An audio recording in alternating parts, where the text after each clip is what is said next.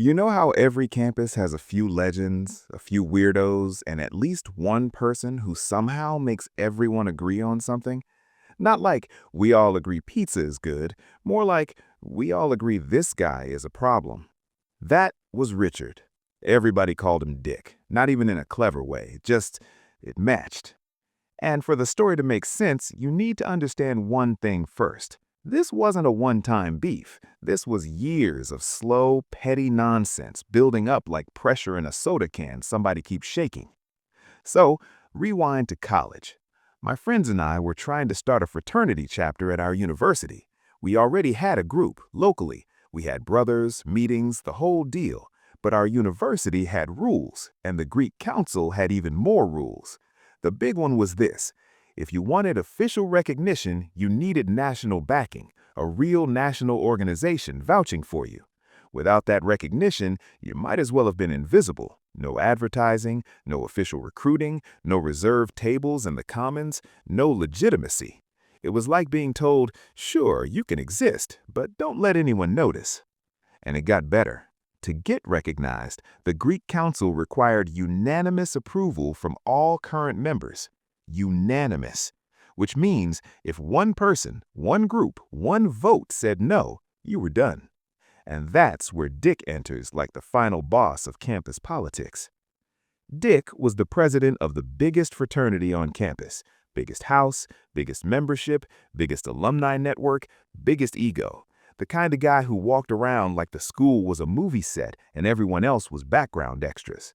The kind of guy who laughed at his own jokes a half second before anyone else could decide if they were funny. He drove a Mustang, because of course he did. He had this smug confidence that only comes from never having to worry about consequences. Tuition, apartment, car, everything was funded. There were even rumors about his hair being helped in some way. I'm not saying anything is true, I'm just saying his hair looked like it had been installed rather than grown. And for whatever reason, he did not like us. Not because we had wronged him, not because we had stolen from him or insulted his family. It was dumber than that. A couple guys in our group had said at some point that Dick wasn't the coolest dude on earth. That's it. That was the crime. And Dick was the kind of person who needed the world to agree he was the coolest dude on earth at all times with no exceptions. So he took it personally, deeply, like we had challenged his right to exist. We applied for Greek Council recognition with national backing. We did the meetings, the paperwork, the presentations. We shook hands, smiled, tried to be professional. Most groups were cool with us. We had support from multiple fraternities and sororities. People were ready to let us in.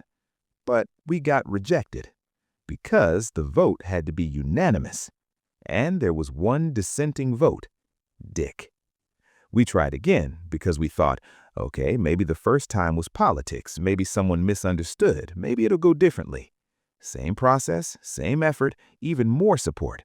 Rejected again. One dissenting vote, Dick again. At that point, it clicked. This wasn't about standards or rules or protecting Greek life. This was personal.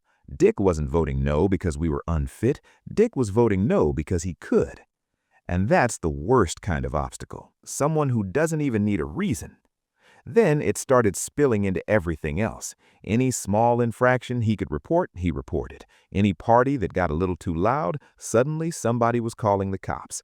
Any technicality, any rule, any concern, he'd weaponize it. He made being petty look like a hobby. So after a couple years of this, we were tired. Not like, let's do something dangerous tired. More like, if the universe ever hands us a clean chance to watch this guy get humbled, we're taking it tired. And one night in midsummer, the universe delivered. 3 of our guys lived in the closest apartment complex to campus. It was close and cheap, which meant it was packed, like packed. Greek life everywhere. Sorority girls, frat guys, athletes, random students, everybody. And because it was packed, parking was a nightmare. There were never enough spots, ever. And the apartment owners had a lovely little deal with the local towing company.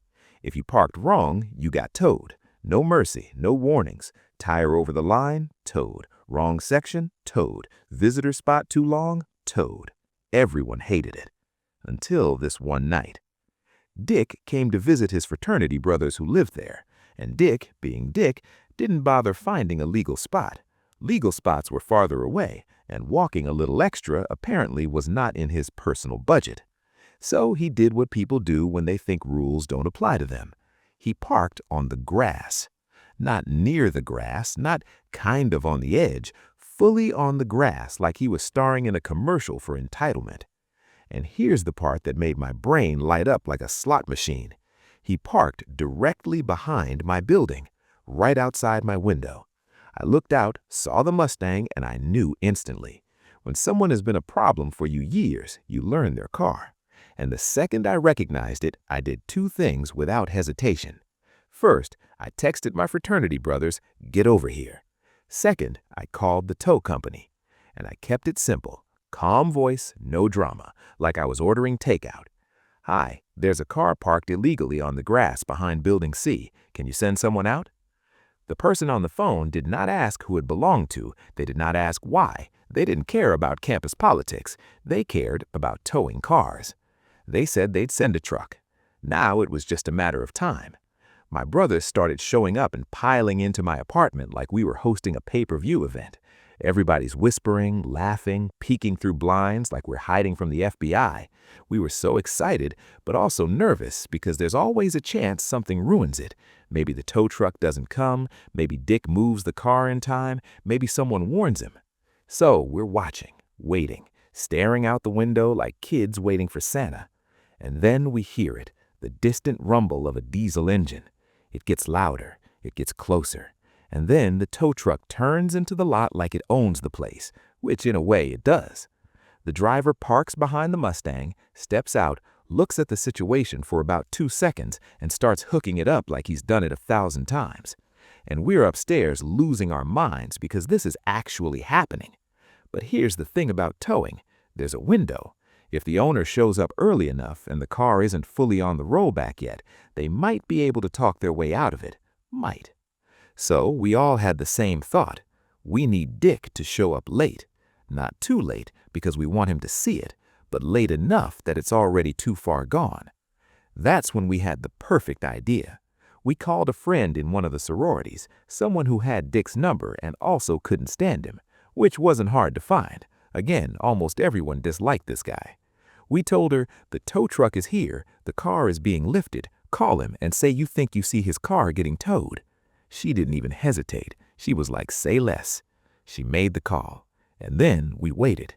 And I swear it was like a movie, because within moments, Dick came bursting out of the building. Now, I'm not saying Dick was athletic. I'm saying panic gave him temporary superpowers. He was moving fast, but it was the kind of fast where your body is sprinting and your pride is trying to keep up. He ran like a man chasing the last lifeboat off the Titanic. He reaches the tow truck and immediately starts pleading, hands out, voice cracking, trying to bargain like the driver is his cousin. "Come on, man, seriously? I'm just visiting. I'll move it right now, please." The tow truck driver did not care. Tow truck drivers have one job: tow the car. They don't get paid extra for empathy. And by this point, the Mustang was already halfway up on the rollback. He tried again, louder, more desperate. Then Dick switched gears. Begging turned into anger, because some people, when they realize they're losing, don't get humble, they get loud. He starts complaining, blaming, acting like this is unfair, like the rules are being invented in real time just to target him. But the rules weren't invented for him. They were invented to trap everybody. He just finally stepped into the trap. We're upstairs watching this like it's the greatest show on earth. We're trying not to scream laughing because there's a real chance he looks up and sees us all crammed in the window like villains in a cartoon. The driver finishes securing the car, the tow truck starts moving, slowly, deliberately, like fate taking its sweet time. Dick follows along for a second like he's still hoping there's a miracle, like the driver will suddenly have a change of heart, like the universe will remember he thinks he's important. Nope. The tow truck pulls forward, the Mustang rolls away, and in the middle of the parking lot, Dick's face does this slow collapse from rage to disbelief to pure devastation. Then he starts crying.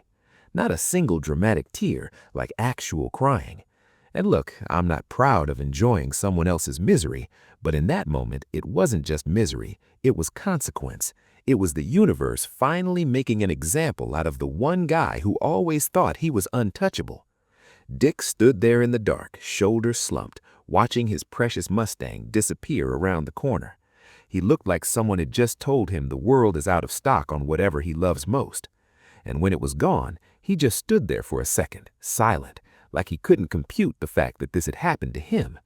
Because that's the real shock for people like Dick. Not losing money, not being inconvenienced, it's realizing they're not special. He eventually turned and walked back inside, and the whole time he looked smaller. Not physically, just spiritually, like the campus bully had just been reminded he's still in the same game as everyone else. And the second he disappeared, my apartment erupted. Guys were laughing, high-fiving, replaying every second of it out loud like it was somehow sports commentators.